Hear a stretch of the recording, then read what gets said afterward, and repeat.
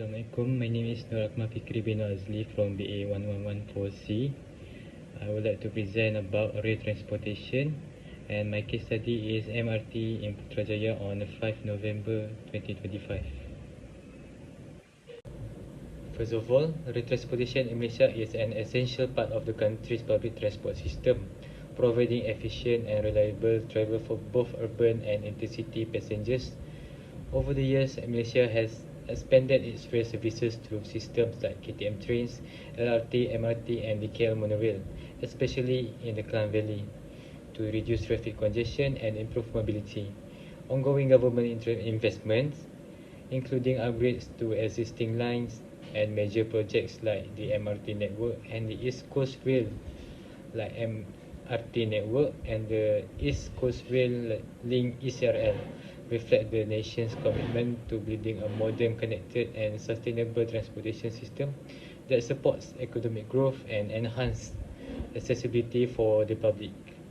Characteristic of rail transportation.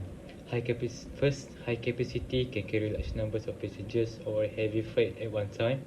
Next, energy efficient, use less energy per passenger or per ton of cargo compared to road transport. Next, environmentally friendly, produces lower emissions, especially electric trains. Next, reliable schedules, operates on fixed route and timetables with less delay compared to road traffic. Next, cost effective for long distances, more economical for transporting goods and people over long distance. And last but not least, dedicated tracks runs on its own rail lines, reducing interference from other types of traffic. Advantage of rail transportation: high carrying capacity, can transport many passengers or large volume of goods at once. Next, cost effective for long distances, cheaper than road or air transport for bulk cargo over long roads. Next, environmentally friendly, produces lower emission, especially electric trains. Next one, reliable schedules, less affected by weather and traffic, making timing more predictable. Next, energy efficient, uses less fuel or electricity per unit of transport compared to other modes. Last one, safe mode of transport, lower accident rates compared to road transportation. And next, disadvantages of rail transportation. First, high construction cost. Next, inflexible roads. Next, maintenance requirements, not ideal for short distances, schedule dependency, potential for delays if breakdowns occur. Infrastructure and networks. Major rail transport in Malaysia. First one, KTM Intercity and KTM Commuter KTMB. Next, Light Rail Transit LRT. And last one, Mass Rapid Transit MRT. Relevant policies affecting rail transport in Malaysia. First, National Transport Policy NTP 2019 to 2030 provides long-term direction for Malaysia transport sector, emphasizes improving public transport efficiency, safety, sustainability and integration, supports expansion of rail networks such as MRT, LRT and ECRL. Next, Land Public Transport Act 2010 establishes the Land Public Transport Agency APAD as the regulator, governs licensing and safety standards, planning and operation of rail services, ensures coordination between rail operators and government agencies.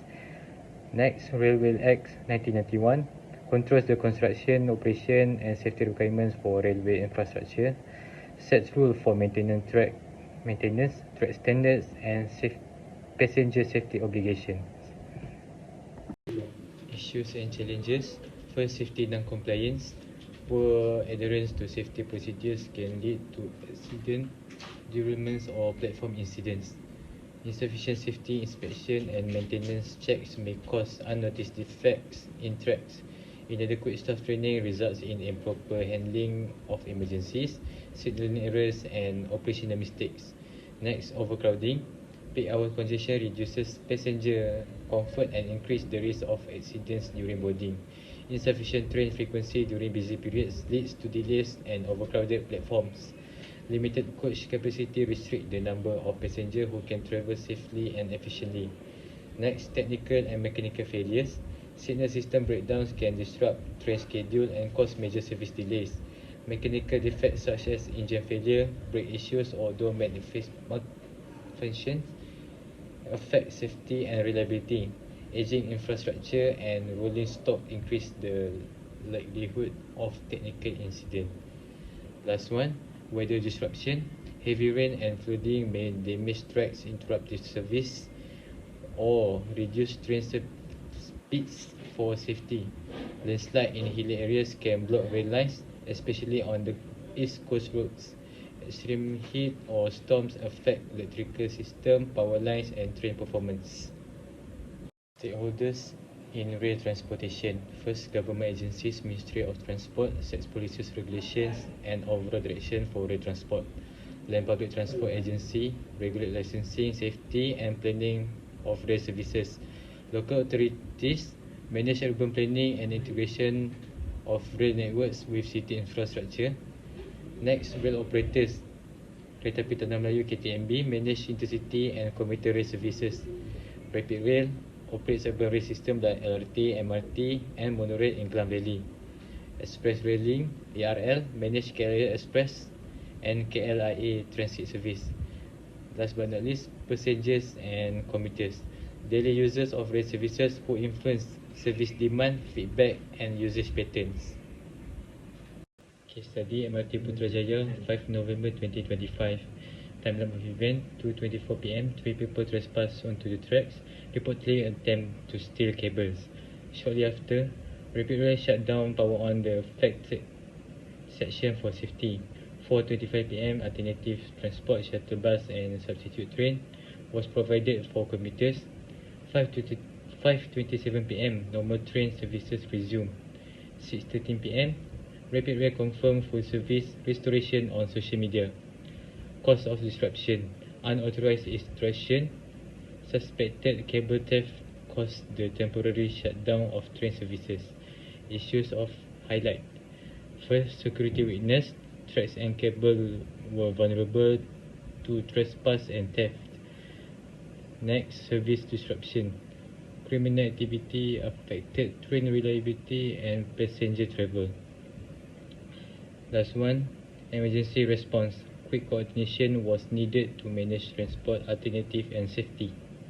Recommendation and conclusion. Recommendation: enhance security measures, upgrade infrastructure and rolling stock, increase capacity and service frequency, improve safety and emergency response, integrate rail with other transport modes, promote sustainability, engage stakeholders and public feedback.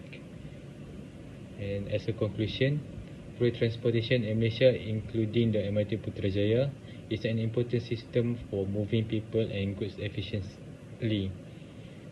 The 5 November 2025 MRT disruption showed the need for better security, quick emergency responses, and good communication with commuters.